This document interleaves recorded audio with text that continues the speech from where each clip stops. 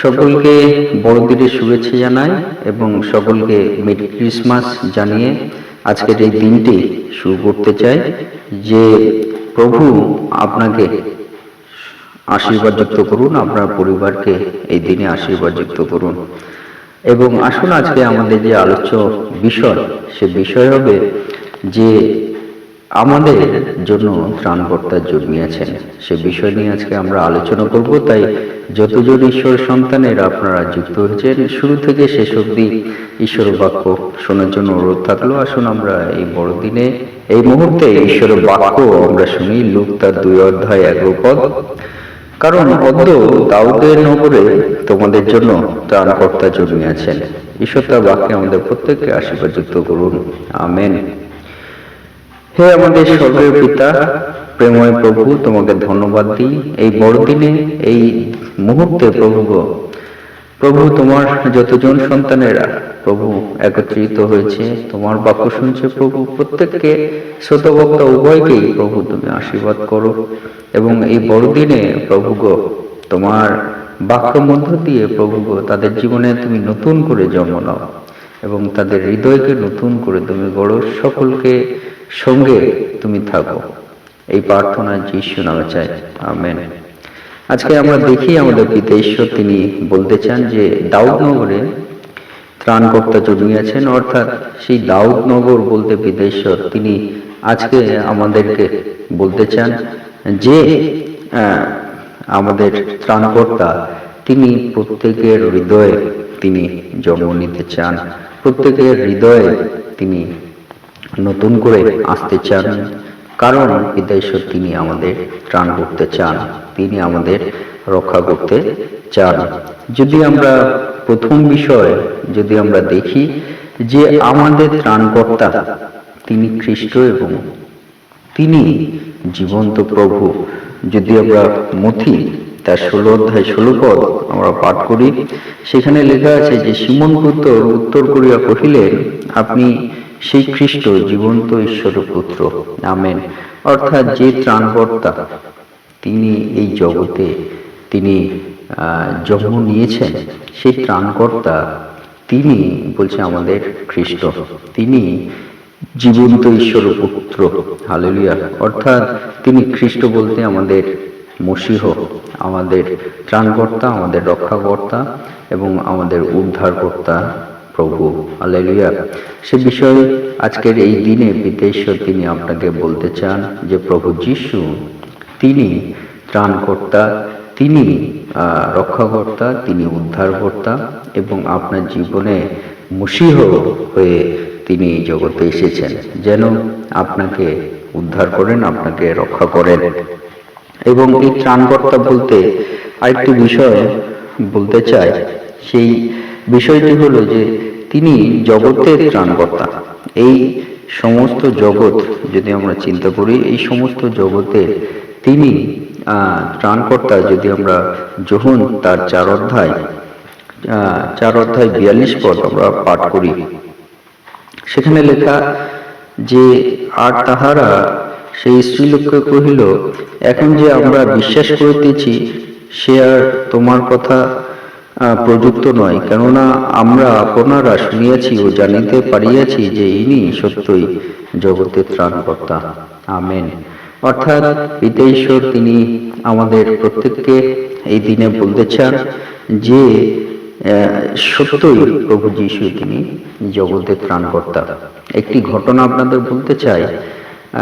Japan যে দেশ আপনারা জানেন, সেই দেশে একজন সাংবাদিক এই বড়দিনের দিনে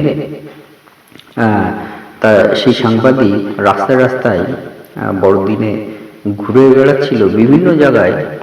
সেই সাংবাদিক অনেকের বক্তব্য তার ভিডিওতে রেকর্ড করার চেষ্টা করছিল।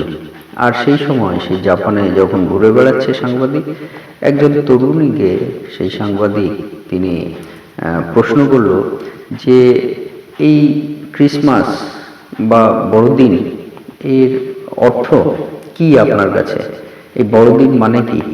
তখন সেই তরুণী সে কিছুটা অবাক হলো, কিছুটা বিস্মিত হলো, কিছুটা চিন্তায় পড়ে গেল যে আজকে যে আমি বড়দিন, সেই বড়দিনে আমি আনন্দ করছি, কিন্তু সেই বড়দিন মানে কি? তার মধ্যে একটা প্রশ্ন তৈরি হলো, কারণ সে উত্তর দেওয়ার জন্য প্রস্তুত হয়নি। তাই তখন সেই সাংবাদিককে সেই তরুণী বলে, জানি না। তখন এই জানি না বলার পরে আবার সেই তরুণী সে মনে করার চেষ্টা করলো এবং বলতে লাগলো, মনে হয় আজকে যীশু খ্রিস্টের মৃত্যুর দিন। এইরকম ভাবে উত্তর দিল। কিন্তু সত্যি বড়দিন মানে কি যীশু খ্রিস্টের মৃত্যুদিন? বড়দিন মানে কি সেই যীশু খ্রিস্ট সেদিন বলিদান করেছে নিজের জীবনকে। কিন্তু আপনারা জানেন যে বড়দিন মানে কি? বড়দিন মানে হলো প্রভু যীশু খ্রিস্টের জন্মদিন। সেইদিকভাবে আপনাদেরকে উৎসাহিত করতে চাই যে সেই তরুণী, তিনি হয়তো মনের অজান্তে একজন সাংবাদিককে বলে ফেলেছিল যে বড়দিন মানে মনে হয় যীশু খ্রিস্টের মৃত্যুদিন। কিন্তু আজকে আপনাদেরকে বলতে চাই যে এই বড়দিন মানে শুধু যীশু খ্রিস্টের জন্মদিন নয়, কিন্তু কিছুটা হাফ সত্য কিন্তু ওই তরুণীর মুখে লুকিয়ে ছিল। তা হলো কিন্তু প্রভু যীশু খ্রিস্ট তিনি জন্ম নিয়েছিলেন মৃত্যুবরণ করার জন্য, যেন তার রক্তে, তার বলিদানে আমরা পরিষ্কৃত হই, আমরা ধৌত হই এবং আমরা ঈশ্বর থেকে পাপের ক্ষমা আমরা পাই। সেইটা হলো কিন্তু এই প্রভু যীশু খ্রিস্টের এই আগমনের একটি কারণ।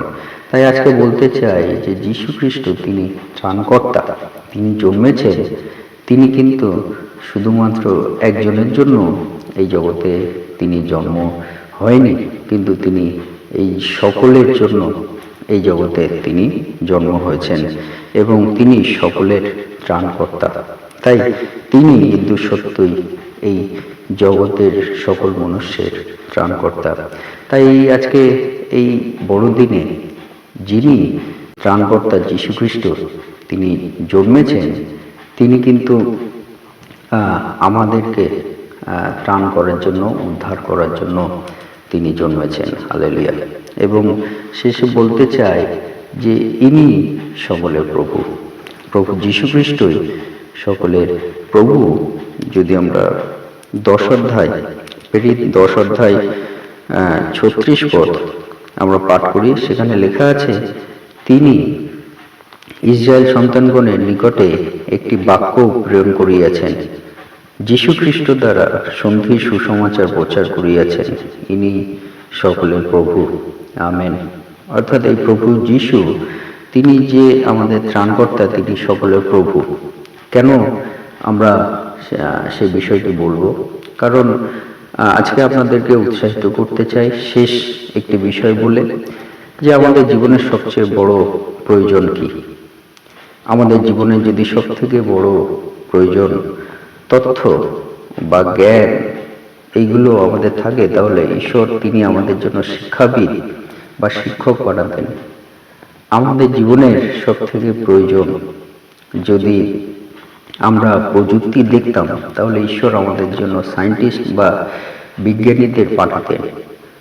আমাদের জীবনের সব থেকে বড় প্রয়োজন যদি টাকা বা অর্থ থাকত, তাহলে ঈশ্বর আমাদের জন্য অর্থনীতিবিদ পাঠাতেন, যিনি আমাদের জন্য শুধু এই জগতে এসে টাকা, অর্থ এগুলোই আমাদেরকে দিয়ে বেড়াতেন।